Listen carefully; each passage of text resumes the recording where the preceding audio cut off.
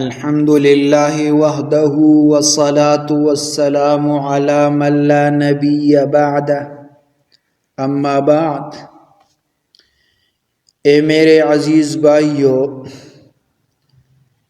آج کا نوجوان جیسے امت کا سرمایہ ہونا چاہیے تھا، وہی نوجوان آج دنیا کے دھوکے، لہو و لعب اور پانی چیزوں میں گم ہوتا جا رہا ہے۔ اللہ تعالیٰ نے فرمایا انما الحیات الدنیا لعب و لہو، یقیناً دنیا کی زندگی کھیل اور تماشے کے سوا کچھ نہیں۔ نوجوان کی موجودہ حالت کیا ہے؟ کچھ نوجوان سارا وقت موبائل فون، گیمز اور سوشل میڈیا پر ضائع کر رہے ہیں۔ کچھ اپنے آپ کو پیشن، گانے، فلمیں اور فضول دوستوں میں کھو رہے ہیں۔ کچھ نشے، چرس، سگریٹ اور بدکاری میں پڑ گئے ہیں۔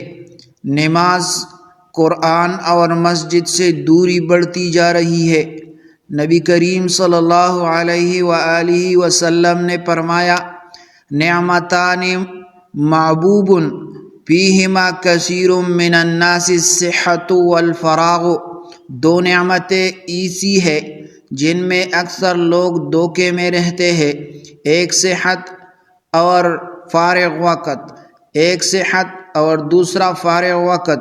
نوجوان کس راستے پر چلتا چاہیے؟ نوجوان کس راستے پر چلنا چاہیے؟ ایمان اور تقوی کا راستہ۔ اللہ تعالیٰ فرماتا ہے انہم فتیۃ آمنوا بربہم وزدناہم ھدی، وہ چند نوجوان تھے جو اپنے رب پر ایمان لائے اور ہم نے انہیں ہدایت میں بڑھا دیا۔ نماز قائم کرنا۔ حضور صلی اللہ علیہ وسلم نے فرمایا العہد الذی بیننا وبینہم الصلاۃ فمن ترکہا فقد کفر، ہمارے اور کفر کے درمیان نماز کا فرق ہے، جس نے نماز چھوڑی اس نے کفر کیا۔ ماں باپ کی خدمت کرو، قرآن کہتا ہے وبالوالدین احسانا، اور والدین کے ساتھ حسن سلوک کرو۔ علم دین سیکھنا اور پھیلانا چاہیے۔ نبی کریم صلی اللہ علیہ وسلم نے فرمایا خیرکم من تعلم القرآن وعلمہ، تم میں سب سے بہتر وہ ہے جو قرآن سیکھے اور دوسروں کو سکھائے۔ نیک صحبت اختیار کرنا چاہیے۔ حدیث شریف میں ہے آدمی اپنے دوست کے دین پر ہوتا ہے، لہذا ہر شخص دیکھے کہ وہ کس کو دوست بنا رہا ہے۔ نتیجہ کیا ہوگا؟ اے نوجوانوں، یہ وقت کھیل کود اور دنیا کے رنگینیوں کے لیے نہیں ہے، یہ وقت ہے اللہ کو پہچاننے کا، قرآن پڑھنے کا، دین کی خدمت کرنے کا، ماں باپ کی خدمت کرنے کا، امت کو سہارا دینے کا۔ نبی کریم صلی اللہ علیہ وآلہ وسلم نے فرمایا 5 چیزوں کو 5 سے پہلے غنیمت جانو، 5 چیزوں کو 5 سے پہلے غنیمت جانو، اپنی جوانی کو بڑھاپے سے پہلے۔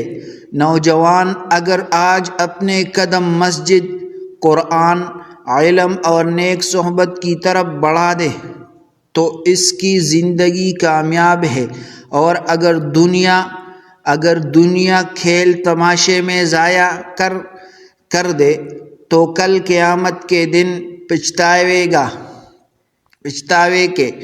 کہ وہ کے سوا کچھ ہاتھ نہیں آئے گا۔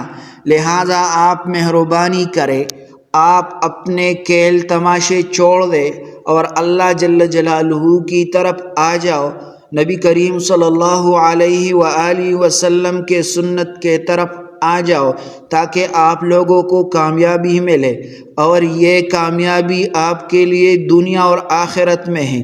دنیا میں بھی آپ عزت مند رہیں گے اور آخرت میں آپ کامیاب ہوں گے۔